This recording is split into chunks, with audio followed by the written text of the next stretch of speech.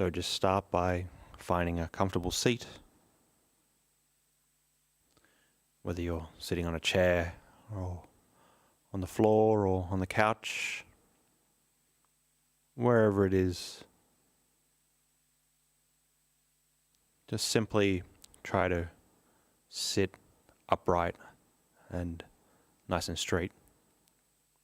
Keep the back nice and straight and the head raised. In whatever posture is most comfortable for you.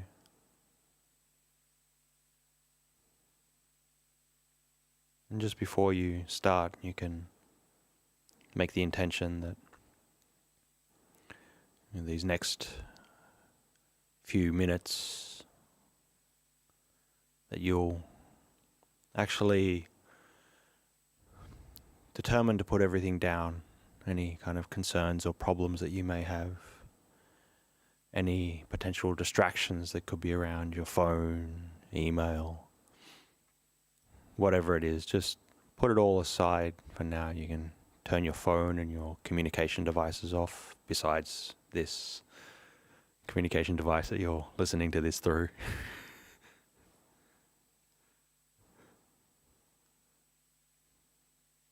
And again, just resolve to put any concerns of the world down and any kind of notifications aside for now. This time that you have to practice is very precious. It's not an opportunity that you want to waste.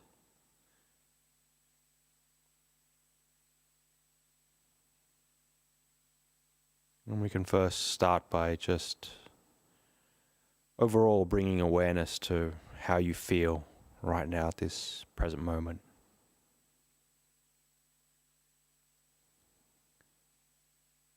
Feeling restless? Are you feeling agitated? Or are you feeling primed and ready to meditate? Is there any underlying feeling or mood that is permeating your existence right now?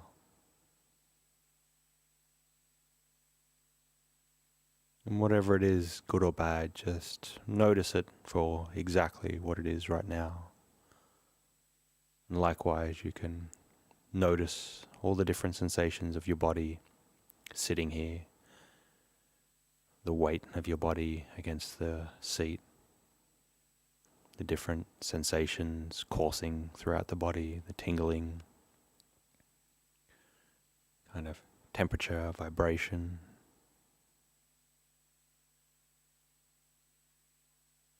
Whatever your experience is like, your emotional and physical experience right now, just try to accept it for exactly what it is.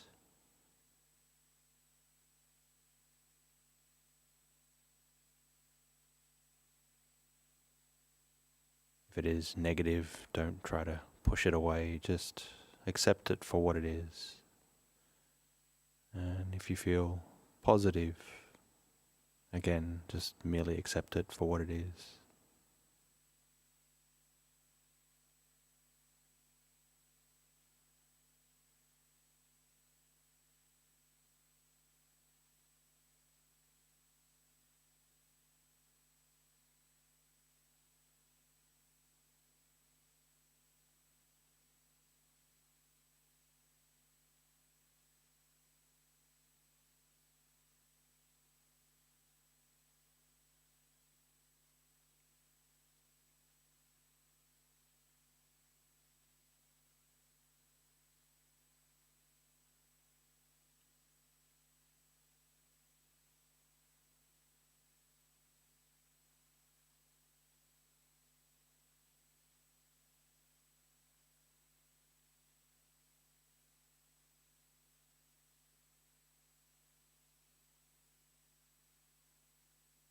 And now you can turn your attention to whatever object of meditation you're most comfortable with.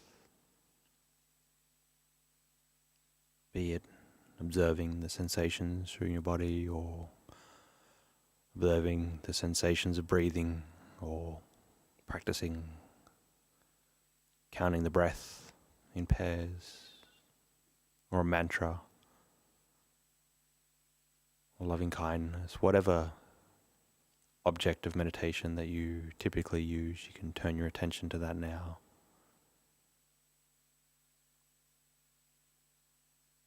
But importantly, just try to relax. Don't try to force your attention onto this thing, this object. Try to be more receptive of this object, if it is the breath or the sensations. This is a process that's already happening, so just merely notice it.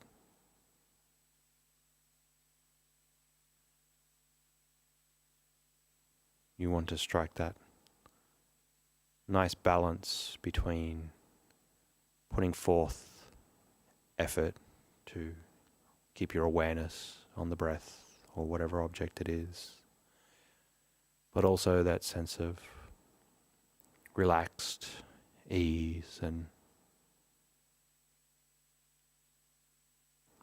in a way, effortlessness of just observing the object for what it is. Just spend the next few moments just reining your attention in to this object.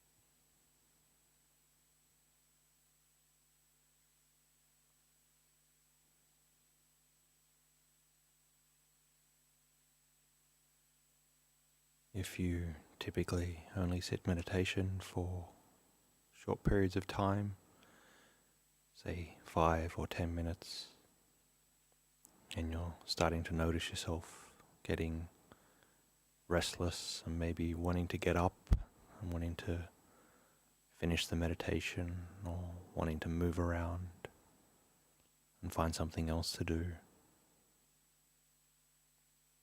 just try to be patient for a little longer. Try to sit meditation for a little bit longer than you usually do. Try to find a new personal best for yourself, even though it may feel uncomfortable. Just try to keep coming back to your object of meditation, even though it may seem hopeless or useless,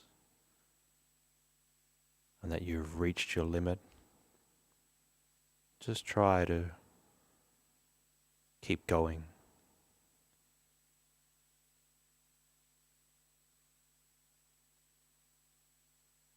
If you need to change your posture and move, you can do that. There's no problem with that.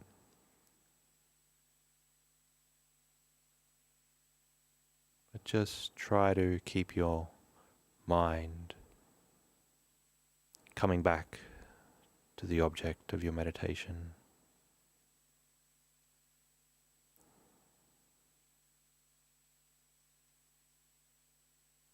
Try to at least stay seated for longer than what you usually would.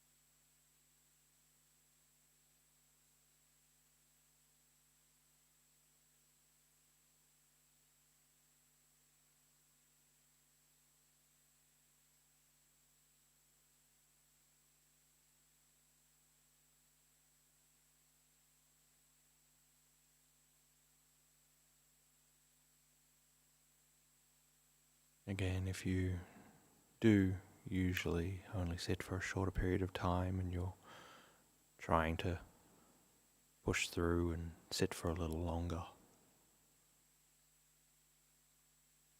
just know that it's okay to feel restless or bored, or if you're starting to get sleepy or feeling lethargic.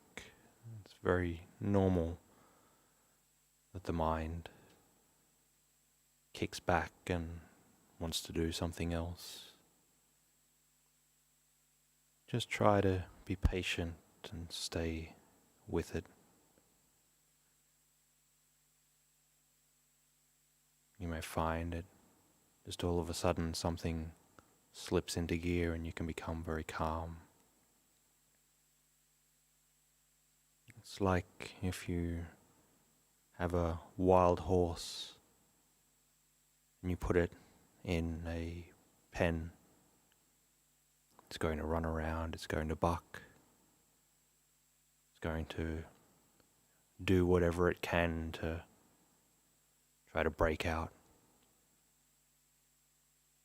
But if the pen or the stable that it's in is well guarded, it can't get out. Eventually, even though it may run around and buck for a long time, eventually it'll run out of steam. It'll start to calm down. Likewise with your meditation, if you feel the mind reeling and pushing back and bucking and running around, just try to be patient with this and make sure that you have a good pen of mindfulness on a particular object, just to always to try to come back to. And if you continue to do this, the mind will run out of steam and settle and know that it's in this pen that you've put up around it. So again, just the quality you're trying to develop is not just mindfulness, but also patience.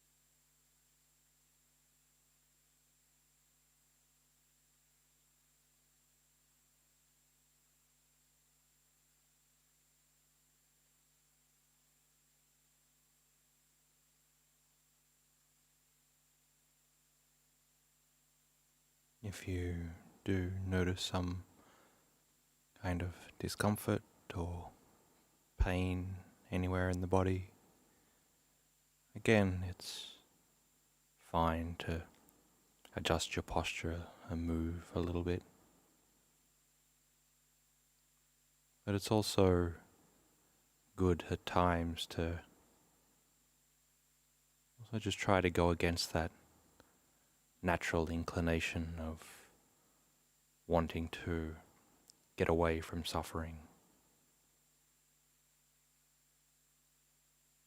Just see if you do experience this kind of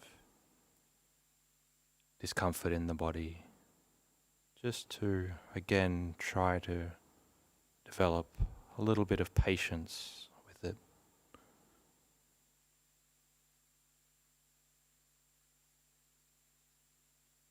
Try to be patient with the pain and sit through it maybe a little bit longer than what you usually would.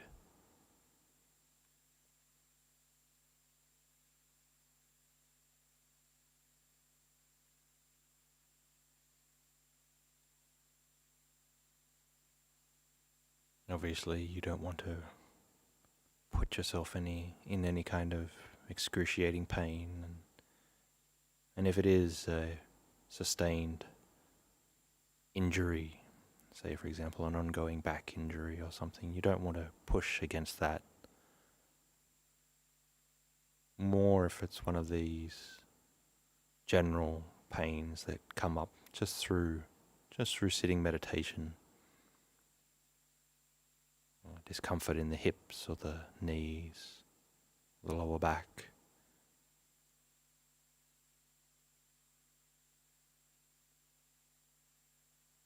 Again, just try to notice this pain for what it is. It's just something that arises, something we usually want to get away from. But if we can be a little bit patient with our suffering, we'll see that it will pass.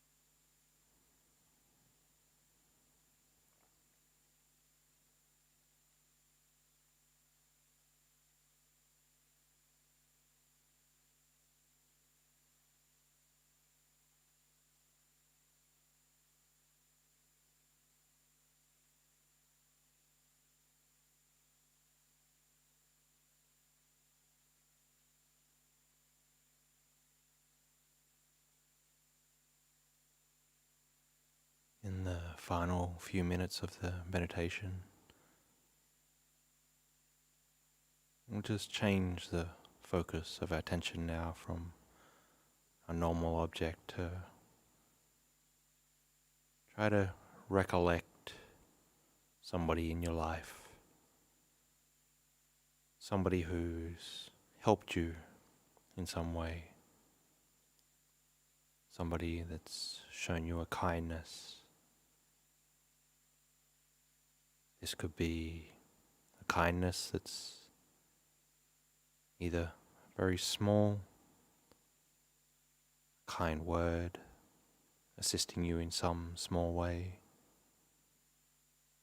or somebody that has helped you out immensely with something very, very big.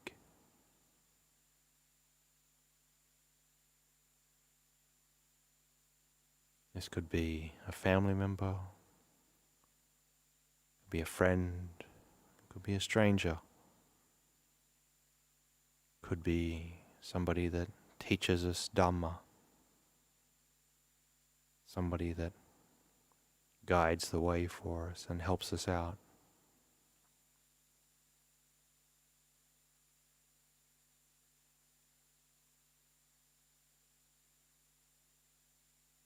Try to notice how lucky you are that you had somebody show you this kindness that helped you.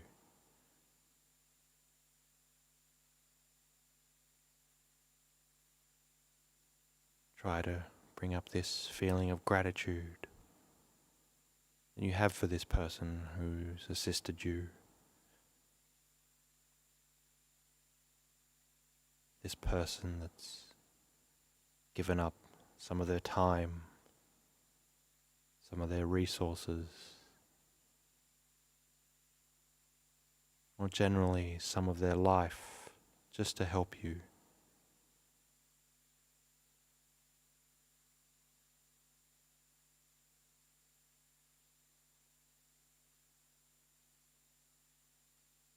Try to well up this feeling of gratitude towards this individual.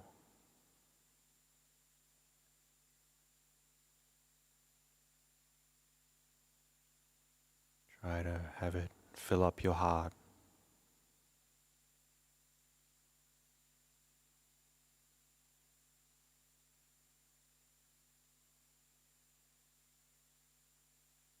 Try to have it seep in as part of your personality.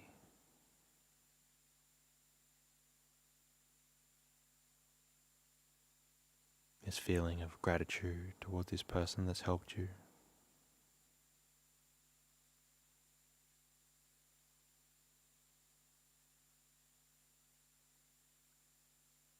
Think that if in some way that you could or can repay this kindness, that you do anything in your power to actually try to pay back this kindness that this person has showed you.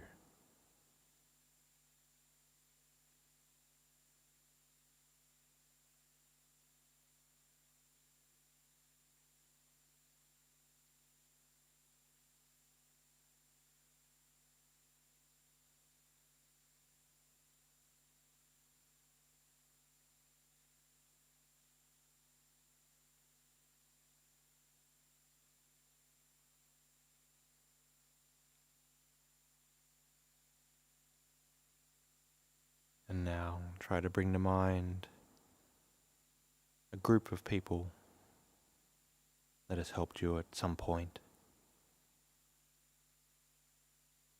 It doesn't have to be an overly large group. It may have just been one or two friends, and it could be any time in your life. But this group got together and helped you in some way.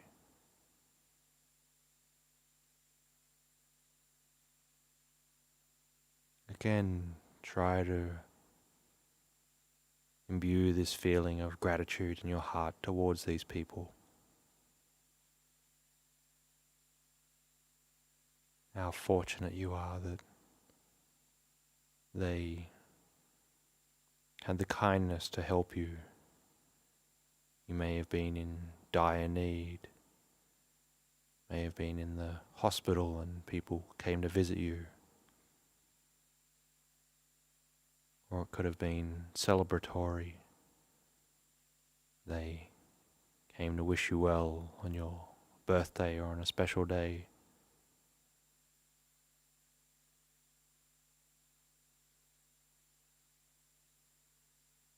Again, try to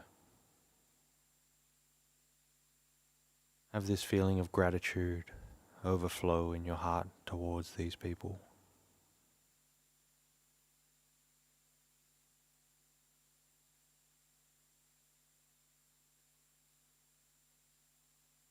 Try to think that if there's any time in the future that I can repay this kindness in some way,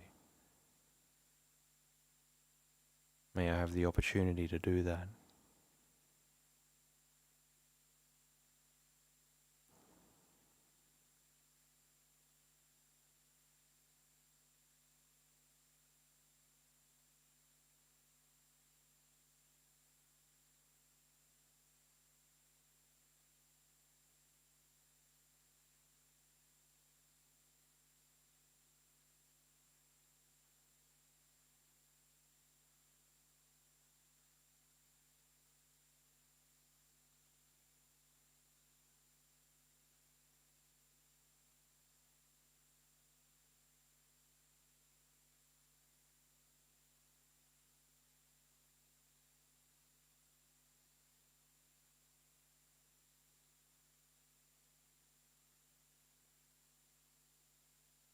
And now try to bring to mind somebody that was maybe once in your life, but they're not anymore. You may have simply drifted apart,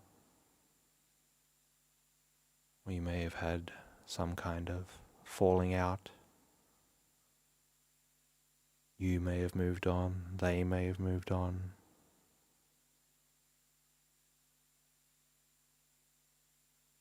But for some reason you don't communicate anymore, and there may even be feelings of resentment there. As you think of this person, also try to remember just one thing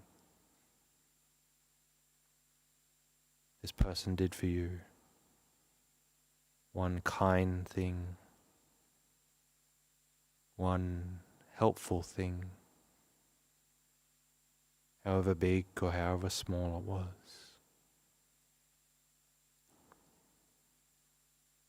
You came together at one point in time. You had a relationship.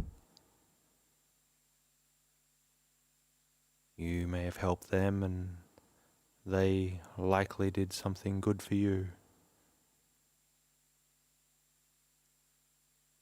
So even though there may be a host of other complicated negative feelings there, just try to feel gratitude for this one thing that they did for you.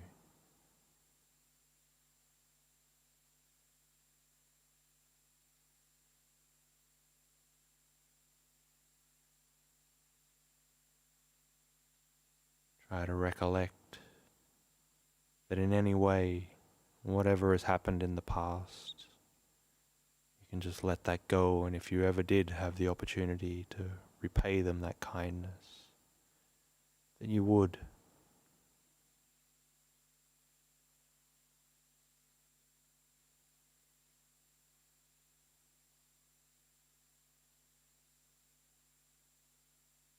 You can even just feel grateful that you had this relationship and it may have taught you something.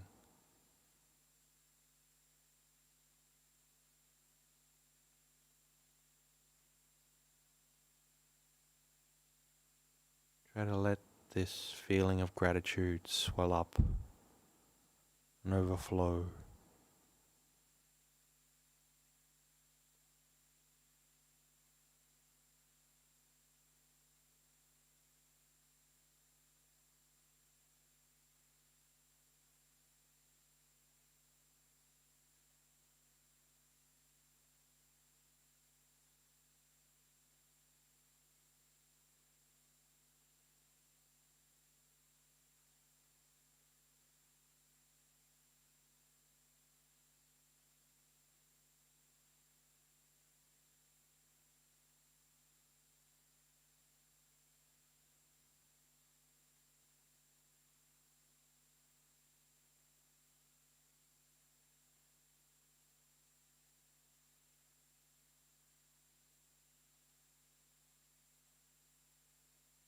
finally, think of your own life, your own existence.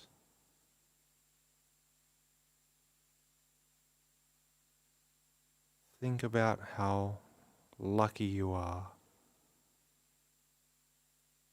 that you get the chance to actually experience life.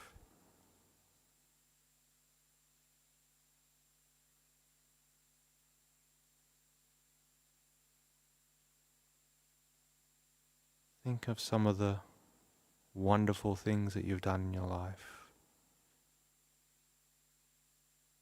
the relationships you may have had.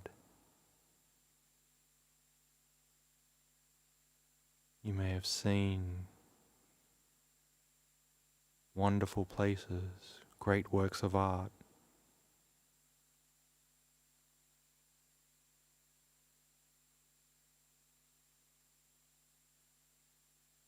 Think how lucky you are to actually be experiencing life.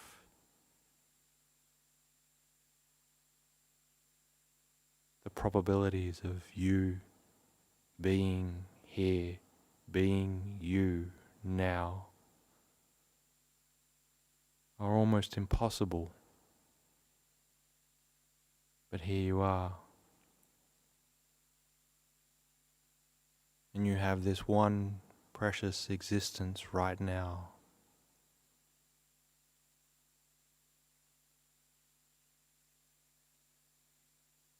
Sometimes it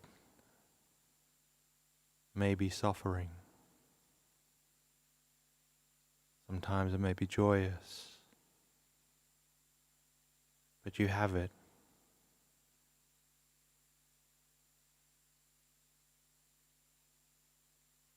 Try to bring up a feeling of gratefulness that you have this life.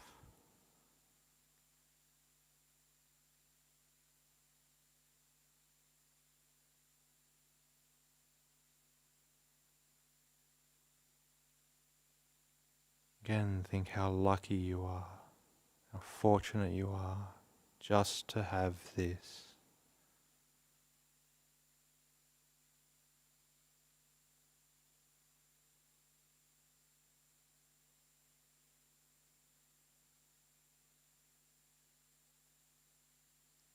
Bring up this feeling of gratefulness for this opportunity. And try to think in whatever way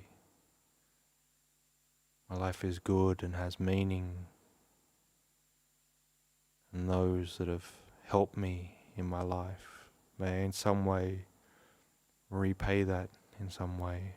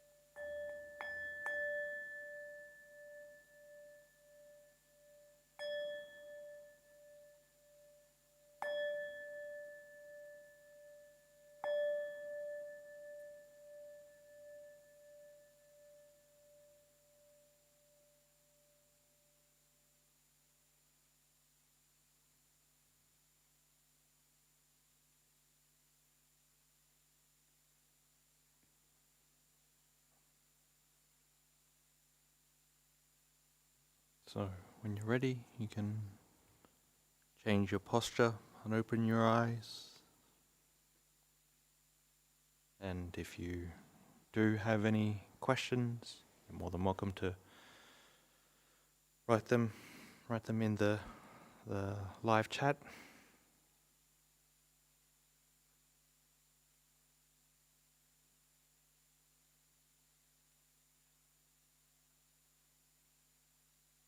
Any pressing life issues that you may have, you're more than welcome to ask them. Any questions about meditation, more than welcome to ask them, or any questions in general, any kind of comments, they're also more than welcome as well.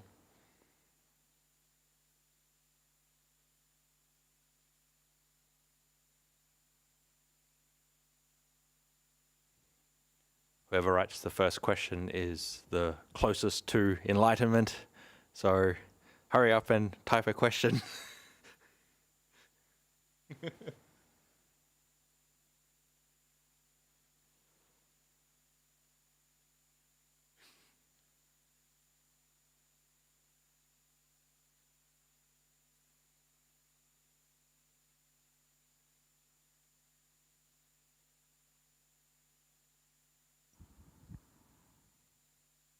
Ajahn, I think everyone's reached enlightenment as a result of that session. They're just sitting there Great. in very quiet bliss.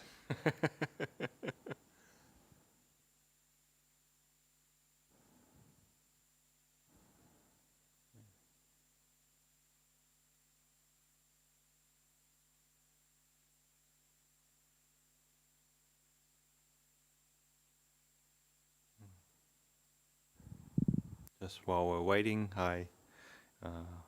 the meditation session tonight,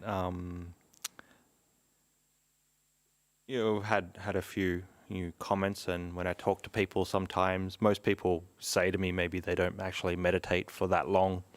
They might only do sort of 5 or 10 minutes a day, and that's totally fine. But you do whatever is best for you, whatever you find fits into your schedule, and whatever time you have to do, that's fine to do. But it's also good at times to actually try to lengthen that out a bit and maybe go against this natural inclination that we might have to just want to get up and distract ourselves and go and do something else. If you do have that inclination where you want to move, it is nice to try to push against that just a little bit, not to the point where it's going to overly stress you out or anything, but just going against it a little bit. So maybe if you sit 5 minutes, maybe you sit 5 minutes. If you sit 5 minutes, you can just try to extend it out a little bit. We sit a little bit longer here, so whatever you're comfortable with. As I said, if it's 5 minutes or so, you can try 10 minutes. If it's 10 minutes, you can try 15, but just try to keep increasing it little by little. And so I think we have a question now. Yes, we have 2 questions, Ajahn. Oh, okay. They Two came people in want very close enlightenment. together. Yeah. The first is the eternal question, in a way. It says, "Thank you so much, great meditation. How shall I treat my wandering thoughts or mind?" Yeah, it's well, that was something that came up in the when I was sort of going through the guided meditation as well. There's this aspect there where obviously what we're trying to do in meditation is to bring our attention back to our object, be it the breath, and we're just constantly trying to do that. And that can be a little bit frustrating and all these kinds of things. But then there is this other aspect that I spoke about during the guided meditation, is there's just times where you just need to be patient. Your mind can be all over the place, and maybe whatever you try to do is not settling it down in any way. So there is this aspect there that you have to just be patient with whatever is. As I alluded to in the guided meditation, it's like It's like if you have some kind of wild horse or something that's never really been trained and is, likes to buck around and be free and roam around and bucks and kicks and, smashes against the fence and all these kinds of things. But if you put it in a firm and stable stable doesn't work. Yeah. Firm and stable pen, horse fence or whatever. If you put it within that confined, it doesn't matter how long it bucks around and wants to run around. Eventually, it's going to run out of steam and it's going to calm down at some point. Doesn't mean that because the horse is tired, it's that it's now actually trained. Once you go in and try to grab it, it's going to start to buck again. It's going to start to jump around again. So, you just have to be very, very patient. You have to leave it in there, wait till it calms down, and gently just try to keep trying to go in, keep trying to train it, keep trying to pet it. So likewise with your ever present wandering, your rambling, distracted mind. It's like this horse. We just have to put it in this stable, put it in the pen. And so even though it's going to buck around, as long as it's in this pen, and our pen here is developing our mindfulness and trying to come back to our object continuously, even though the mind's bucking around, we have this stability, we have this pen here of our mindfulness and eventually if we keep it within that, it will eventually just calm down. It'll just, if we have enough patience, it'll eventually stop. And then we'll think, okay, it's stopped, it's great. Let's look at it. It's gonna buck again. So again, you just need patience with it and eventually it will actually calm down. So the answer is, obviously we have our particular meditation object that we just have to keep trying to do, but the main thing we really, really need to develop with that is patience as well. Thank you, Ajahn. I think you've answered the second question at the same time, which was, are there benefits to meditation even when your mind keeps wandering? Yeah. So, you're right. It's exactly that. You're developing that quality of patience, and you're developing a quality of endurance, and you're developing a quality of being there with suffering and not just reacting to it like you would in the normal way. Obviously, when we have some kind of suffering or discomfort, we want to get away from it. So in meditation, we're distracted, and we want to get up and we want to move and we want to go and do something else. And that's our natural inclination. But just simply sitting through it, you develop so many good qualities by actually doing that. The Buddha said, "Kanti paramang tapo titika." This means kanti, or patience and endurance, is something that what's the actual translation? Basically, it burns away the defilements. So just developing this faculty of having patience with your wandering mind, you're actually developing something so much more there.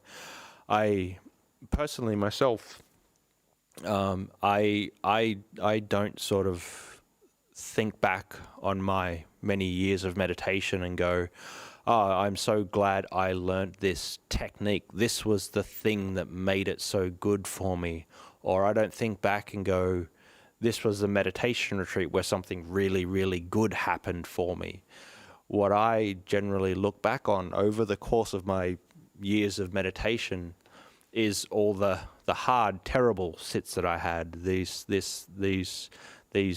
brutal all-night sessions where it's you're not quiet, you're not calm, you're falling asleep, you're just trying, your body's in so much pain, and you're just you want to do anything to wriggle out of that position, but it's like, no, I can't move anymore. Everything in my body's gone to sleep. I can't do anything. Those are the meditation sessions that I've actually got more out of, because I've developed more of a resilience there, and a resilience of not giving in to the mind when it wants to buck and kick and wants to spiral out of control. These are the sessions where you actually learn the most.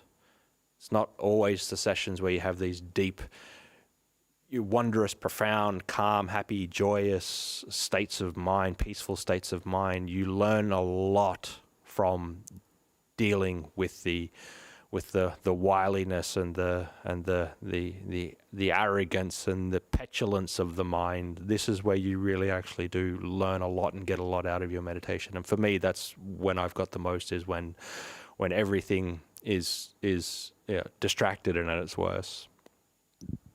Thank you very much, Ajahn. I think a lot of us can relate to that. Yep. We've all been there. Yes. Not the all-nighters, perhaps. Yeah. There are two more questions at this stage. Yep. The next question is from Cassandra from Sweden. Okay. I was wondering what makes a Buddha. I realised when I got the question the other day, I don't actually know. Thank you for the lovely wisdom, from Ajahn Sadaro.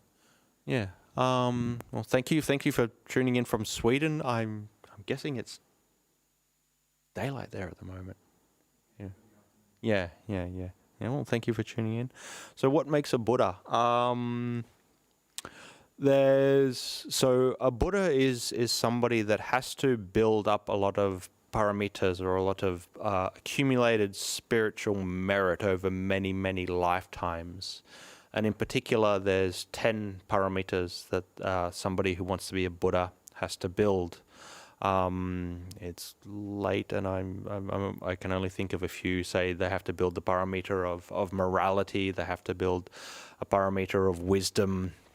They have to develop all these specific kinds of qualities over many, many lifetimes to actually become a Buddha. And so what a Buddha actually is somebody that becomes enlightened for themselves without a teacher. So they see the Dhamma themselves. And a part of what you call a bodhisattva's vow, when the Buddha to be is developing those 10 paramis, is they have the desire and the goal to actually become awakened to the Dhamma by themselves. And if there's two kinds of Buddhas. There's a Pacceka Buddha, that's a Buddha that doesn't teach, who becomes enlightened by himself without any other teacher, but he doesn't teach, and he becomes a Buddha, and he has all the different kinds of knowledges that the Buddha has. Then there's a Buddha that actually does teach, which would be like our current Buddha at the moment, Gautama Buddha, who again awakened to the Dhamma by himself, but also teaches the Dhamma as well, and teaches it to other people too, for other people to actually become enlightened as well. So what makes a Buddha is somebody that has decided to build many of these spiritual faculties over many, many lifetimes, and has decided to not become enlightened until they become a fully awakened Buddha, and become enlightened to that by themselves. And some Buddhas will not teach, and some will teach, and we currently have in the era where a Buddha that will teach. How lucky we are. Yeah. You can look up the 10, they're often called the 10 perfections. Yeah, 10 perfections, yeah. The 10 perfections. I don't remember lists very well at 9 o'clock at night, so. Yes. And the last question for the night, Ajahn, is Namaste. Did the Buddha meditate after attaining in Nibbana also, and if so, why? Yeah. Well, straight away after the Buddha became enlightened, he spent, it's sort of debated, but he spent another few weeks actually sitting in meditation. Straight after he became enlightened, he was doing it then. on his way to Benares to teach the 5 aesthetics, he would stop along the way and sit meditation. Then after he was teaching the 5 ascetics, there's the stories of the Buddha actually teaching the 5 ascetics, and even in the first week after that, after he taught the Dhammacakkappavattana Sutta and taught the Anatalakkhana Sutta, there's reports of the Buddha continuing to meditate and walk meditation in the early hours of the morning. It's said that the Buddha would, what they call it, the different watches of the night. So the first watch of the night, which is like 6 to 10, he would spend in meditation, and then 10 to 2, he would lie down in the lion's pose, and which is on your right side, and rest. And then in the last watch of the night, from like 2 to 6 in the morning, he would get up and meditate and walk meditation. And so while the Buddha, or somebody that's become an arahant doesn't technically need to meditate to get rid of the defilements that are in their mind anymore. They'd still, it's a habit that's already been developed there, and it's a habit of, and especially if you're the Buddha or if you're an arahant, then you have to have developed the jhanas, and that's a way for you to actually to rest and recuperate in different kinds of ways.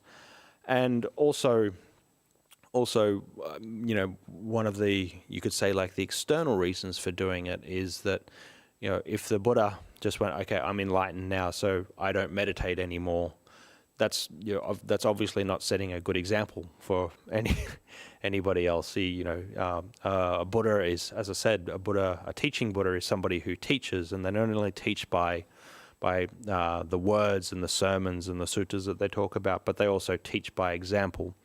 They teach by their keeping good morality and having good conduct, and the way that they compose themselves and comport themselves. And in that is actually them doing meditation, leading whoever comes in meditation and teaching the actual way. So if they didn't meditate, the Buddha didn't meditate, then they wouldn't be there to actually teach other people to meditate as well.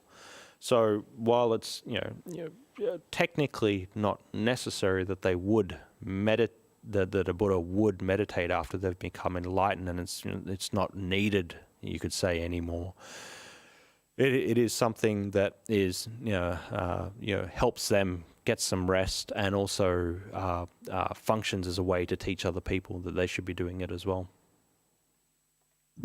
Great, thank you so much, Ajahn. That was our last question. Okay, we just want to thank everyone for joining us from right around the world, Asia, Europe, and the Americas. Wow, very nice. A good coverage. Very nice.